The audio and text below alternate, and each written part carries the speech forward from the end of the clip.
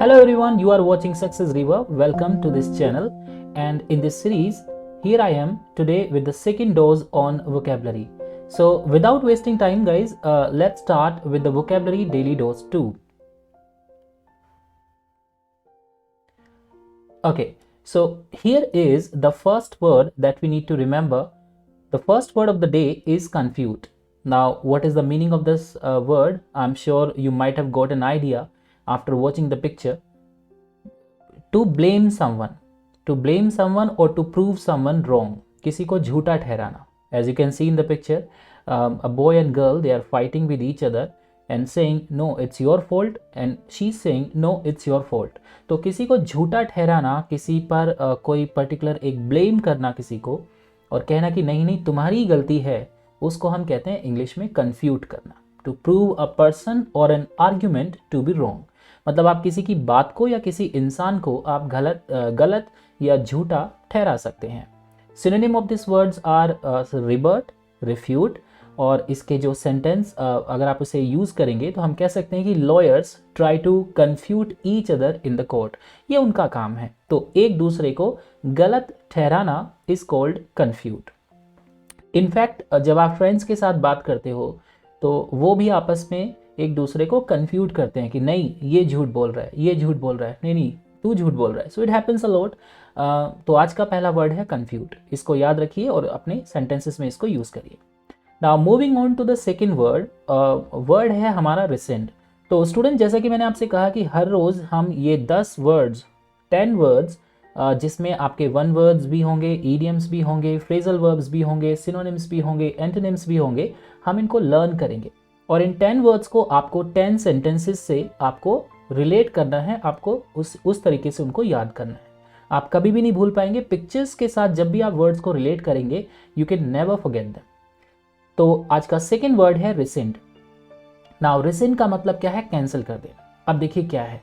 To friends were fighting with each other and one of them started blaming to the other. दो दोस्त आपस में लड़ रहे हैं तो एक ने दूसरे को क्या किया? ब्लेम करना स्टार्ट कर दिया. तो उसने कहा आज से तेरी और मेरी दोस्ती को मैं रिसेंड करता हूँ. हालांकि ये लॉज के लिए यूज़ होता है, I am just giving you an example. तो उसने कहा कि ठीक है, आज से तेरी और मेरी दोस्ती मैं रिसेंड करता हूँ. ये जो कॉन्ट्रैक्ट था हमारे बीच में दोस्ती का, इसको मैं रिसेंड करता हूँ. तो किसी कानून को, किसी पर्टिकुलर पॉलिसी को या किसी ऑर्डर को रिसेंड करने को, उसको रिवोक करने को हम रिसेंड कहते हैं. Like you can see in the picture, the boss has rescinded the offer letter of this employee may be because he was not performing well, है ना. तो इसके सिनोनिम्स क्या होंगे स्टूडेंट्स? कैंसिल करना, रिवोक करना.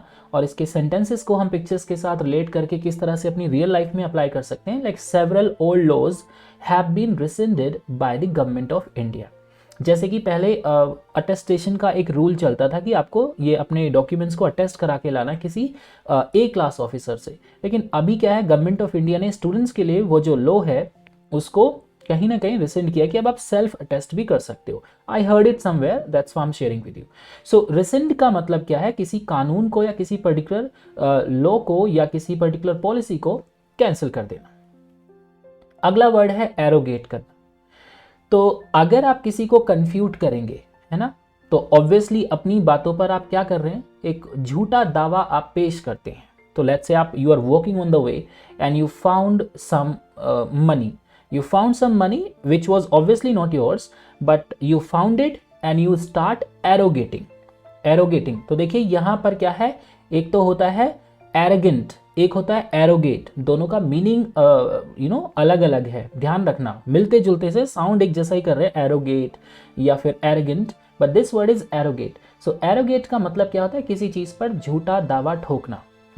तो जैसे कि we have some border disputes with China, with Pakistan as well, and both the countries they arrogate on the land. They start saying कि ये हमारी land है, ये आपकी land है.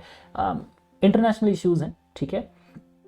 हॉट पटाटो, हाँ, अगर आप प्रीवियस वीडियो से जोड़ेंगे, so such disputes are known as hot potato, ठीक है. तो एरोगेट का मतलब क्या? किसी चीज पर झूठा दावा करना. Like you can see in the picture, there are two man, two cartoons. One is saying no this money is mine, another is saying it's mine. तो my neighbour arrogated on my land. On my, because I was away from my home, let's say for 10 years.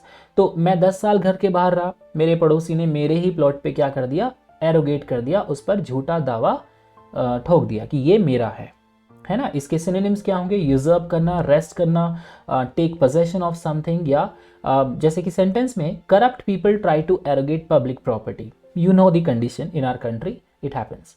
अगला word है students vitiate करना। तो vitiate का मतलब है to reduce the originality of something, to reduce the quality of something. So let's say आपके पास एक you have a glass of milk, आपने उसमें क्या किया, वाटर ऐड कर दिया, पानी उसमें ऐड कर दिया। So by adding the water you have vitiated the milk, which means you have reduce the quality of the milk. अब उसमें जितना ज़्यादा पानी गया है उसमें आपको उसने क्या किया, उसकी मिल्क की क्वालिटी को खराब कर दिया। So to spoil or reduce the effect of something, like you can see there's a customer in the bar and he is maybe ordering a drink or two and saying to the bartender, do not vitiate that drink with water, उसमें पानी मत मिलाना। तो vitiate का मतलब क्या होता है, टू कंटेमिनेट, किसी चीज़ को खराब करना, उसकी ओरिजिनल क्वालिटी को खराब कर देना। Like there are so many vulgar videos on social media that videos, I mean those videos have actually vitiated our young minds, no doubt, undoubtedly, but this is true. Next है add insult to injury, किसी के कटे पर क्या कहते हैं वो हिंदी में, कटे पर नमक छिड़कना, है ना। So person is already disturbed, he is very frustrated, he is already gloomy, sad, but you go to the person and start asking again and again क्या हुआ, कैसे हुआ, and after knowing the entire story you start laughing at the person. So उसे कहते हैं add insult to injury. So for example, one of your friends got fail in the recent examination, you went to him and start asking about like what happened to him, how did he fail, how much marks did he obtain, and so on. Once he told you the story, you start laughing, you start teasing, like one girl and two boys are teasing their friend.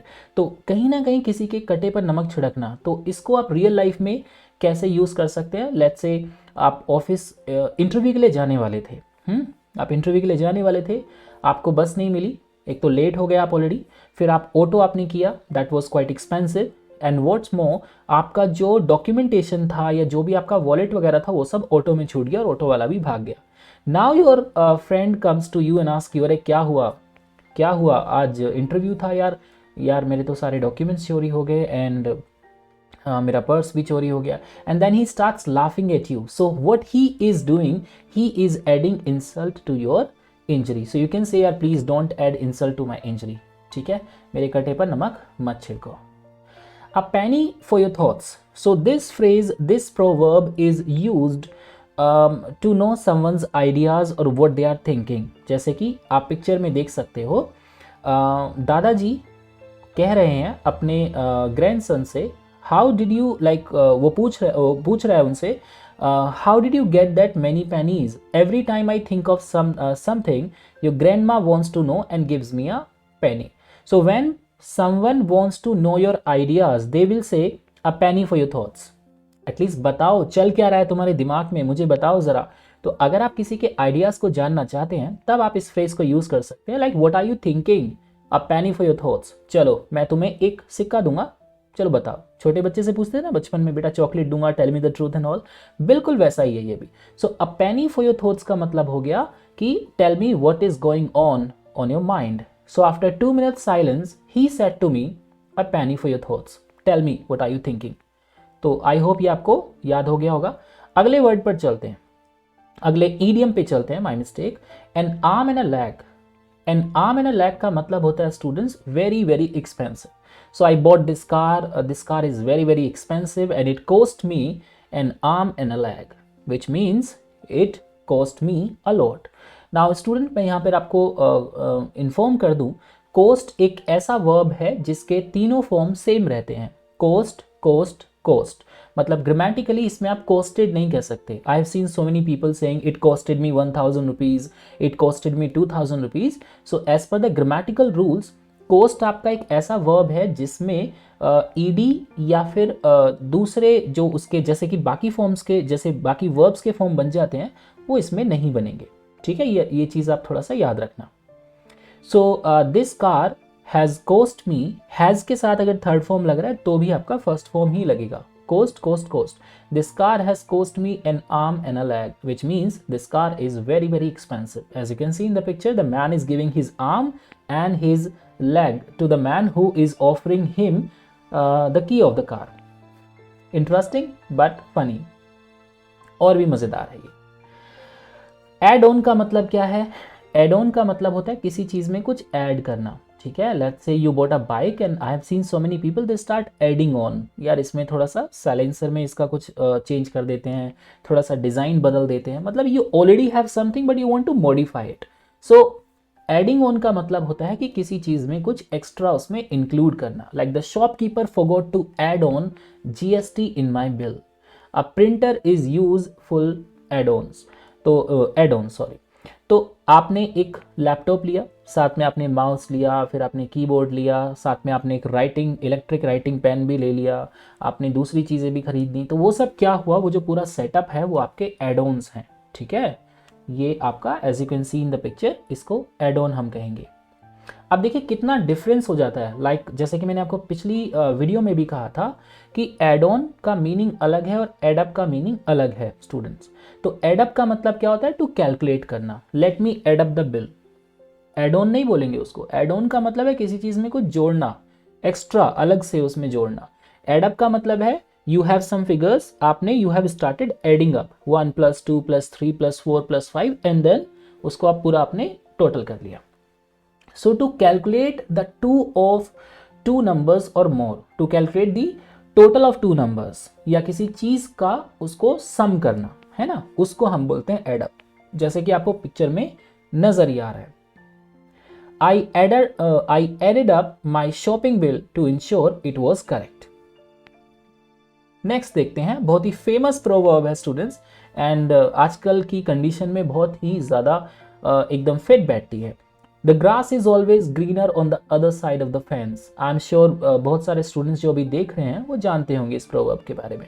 So you meet people in your life when they come to you and they say अरे यार तेरी life तो बड़ी मस्त है भाई, ये देखो यार, इसको देखो, ये गवर्नमेंट जॉब करता है यार, इसको देखो, ये इसका 15 लाख का पैकेज है, इसका 20 लाख का पैकेज है। But the only person who is doing that business ना, he knows the pain, he knows the pain and how he survives in that condition. तो वो वही, जैसे कहते हैं कि कब्र का हाल मुर्दे को ही पता होता है। सिमिलरली जो उस जॉब को कर रहा होता है ना, वही जानता है कि उसकी कंडीशन क्या है और कितनी मुश्किलों से वो काम को करता है। सो इस कंडीशन में हम कहते हैं, जब आपसे कोई कहे ना अरे यार तुम्हारी लाइफ तो मस्त है, तुम्हें इतने पैसे मिलते हैं, you are in a good job, देखो यार तुम्हारा बिजनेस कितना बढ़िया है, अरे तुम्हें क्या टेंशन है, तुम तो लाखों में कमाते हो, तब उस केस में आप ऐसा बोल सकते हो। You can use this proverb, हाँ dear I understand but remember one thing, the grass is always greener on the other side of the fence. दूर के ढोल सुहावने लगते हैं। ये हुई आपकी आज की प्रोवर्ब। तो स्टूडेंट्स आई होप आपको ये वीडियो पसंद आया होगा। जैसा कि मैं रेगुलरली एफर्ट कर रहा हूँ आपकी कम्युनिकेशन स्किल्स को इम्प्रूव करने का। बहुत जल्द हम ग्रामर पे भी रेगुलर सीरीज चलाएंगे।